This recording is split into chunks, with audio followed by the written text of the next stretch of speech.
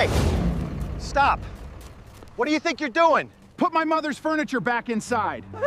Who told you this house was for sale?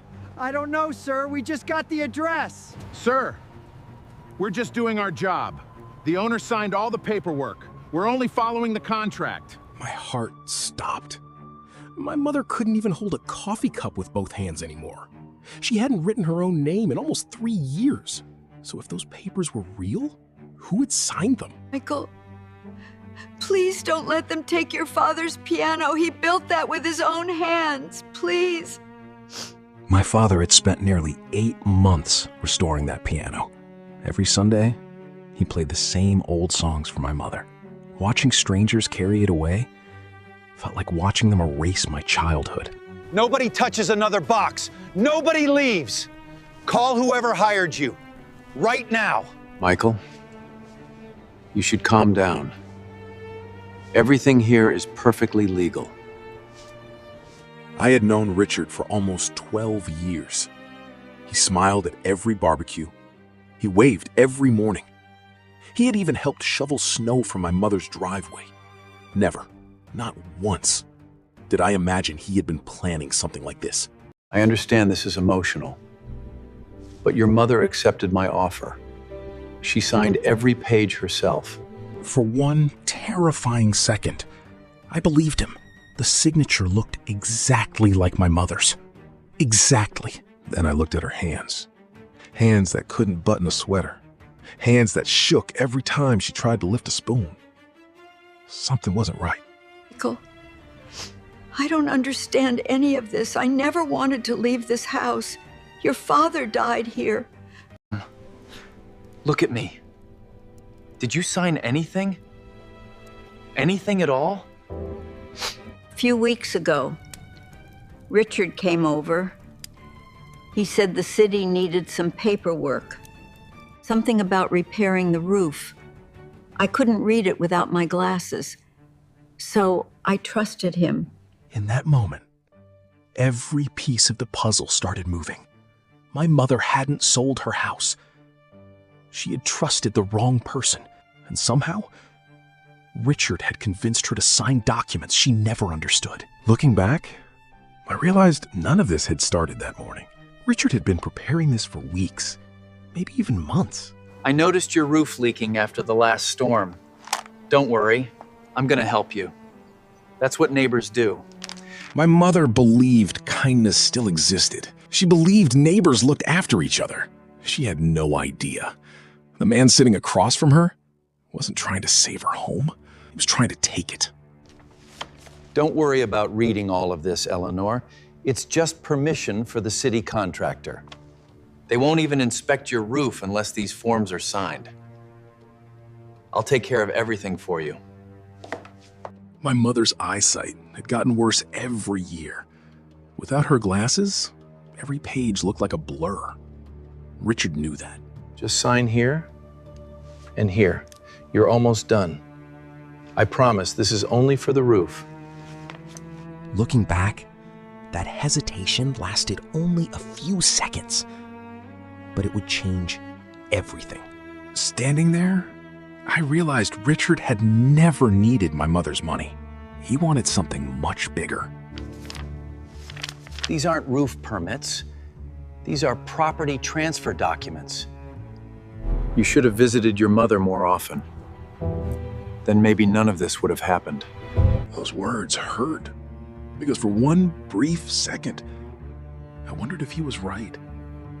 I lived 2 hours away. I called every day, but maybe calling wasn't enough.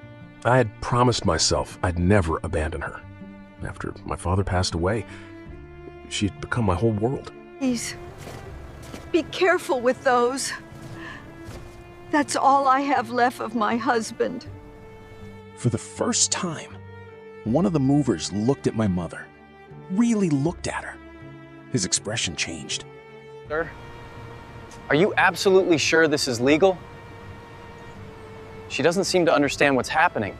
Finish your job. You're being paid to move furniture, not ask questions. That was the moment Richard made his first mistake. He forgot. Decent people still exist. I didn't notice it then, but someone else had. Someone who would soon change everything. Mom, why didn't you call me? Why didn't you tell me any of this was happening? Because Richard told me if I bothered you, you'd lose your job. And then you'd blame me. I couldn't breathe. He hadn't just lied to my mother. He had isolated her, just like predators always do. We're wasting time. Load the rest of the truck. Load the rest of the truck. At the time, I thought he was taking a break.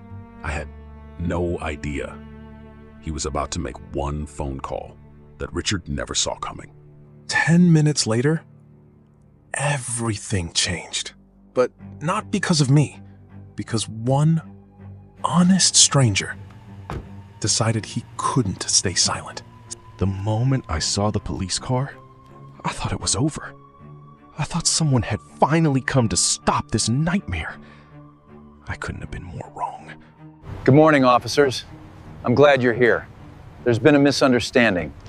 I have all the legal documents right here. Officer, please!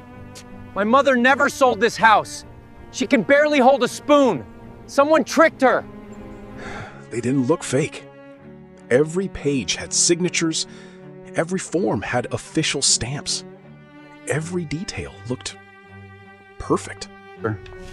At first glance, these documents appear to be valid. We're going to need evidence before we can stop anything. My stomach dropped. I felt completely powerless. It was happening all over again. My mother was about to lose everything, and I couldn't stop it. Then, I noticed something strange. My mother wasn't looking at Richard. She wasn't looking at the police. She kept staring at the kitchen window. Mom, why are you looking at the kitchen? Is something in there? Officer, I did sign some papers. Richard isn't lying about that. I signed them. My heart sank. I couldn't believe what I was hearing. For one terrifying moment, I thought Richard had won. But before I signed, my late husband taught me something. Never sign a document without keeping proof. What kind of proof are you talking about, man? Richard had spent weeks planning every detail. He checked the paperwork, he rehearsed his story, he even convinced my mother to trust him. But there was one tiny thing.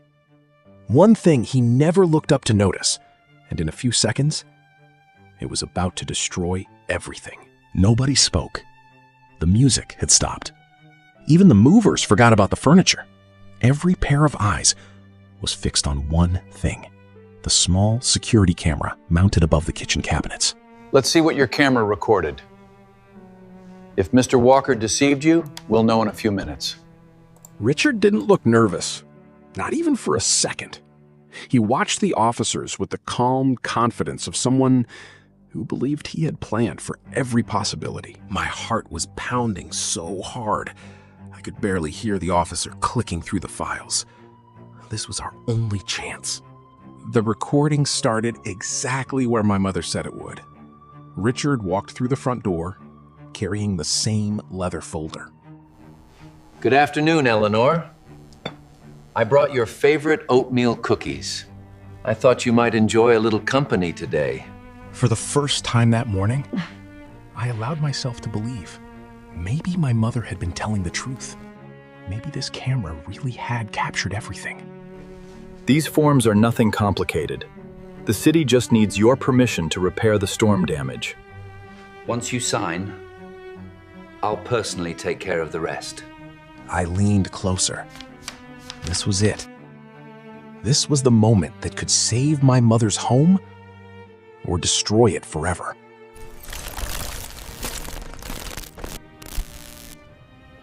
That's strange. No one moved. No one spoke. The room became so quiet, I could hear the heater humming against the wall. The recording is damaged. It cuts off before the documents are signed. There it was. That smile. The smile of a man who believed he had escaped. No. Please.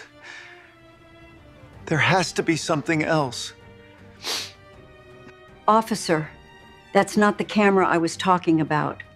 I had never seen Richard afraid before, but in that single moment, the color drained from his face, because somehow my mother knew something that he didn't.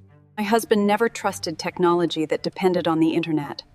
He always said computers could fail, but a hidden recorder never lies. What recorder? I don't understand. My father had been a carpenter, but before that, he had spent 20 years repairing security systems. He trusted his own work more than anything sold in a store. Something back here, and it's still powered on. That was the first time Richard stopped pretending. The smile was gone. For the first time all morning, he looked afraid. Nobody spoke. The only sound in the room was my own heartbeat. Don't worry about reading all of this. These are only repair permits. The city requires your signature before they'll fix your roof. I'll handle everything else. Then, we all saw it. The moment he'd been hiding. The moment he thought nobody would ever see. She'll never notice.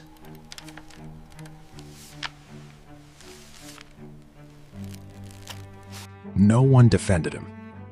No one spoke. Even the movers looked away. The officer closed the laptop slowly. Then he walked toward Richard, his expression serious. There was no more room for excuses. Richard Walker was placed under arrest. Richard tried to stop what was happening. He raised his hands, insisting that everything was just a misunderstanding. He claimed he could explain. He wanted everyone to believe Eleanor had known exactly what she was signing. But the evidence told a different story. Eleanor looked at Richard one last time. After everything he had done, she finally saw the truth clearly. Her husband had taught her a lesson many years ago. A liar always believes he is the smartest person in the room, until the truth begins to speak. As they led Richard away, I looked at my mother. She wasn't smiling because he had been arrested. She was smiling because, after everything, she still had her home. I thought it was finally over. But then, another folder fell open, and what was inside changed everything. I picked up the document and realized they weren't my mother's. They were more names, more homes, more families. Richard hadn't done this just once. The question was, how many people had he hurt? The officer looked through the files carefully. His expression changed as he understood the scale of what they had uncovered. This wasn't just one scam. It was the beginning of a much larger investigation. That morning, we saved my mother's house. But as Richard's patrol car disappeared down the street, I couldn't stop thinking about the other names inside that folder. Somewhere out there, another family might still be trapped in the same nightmare we had just escaped.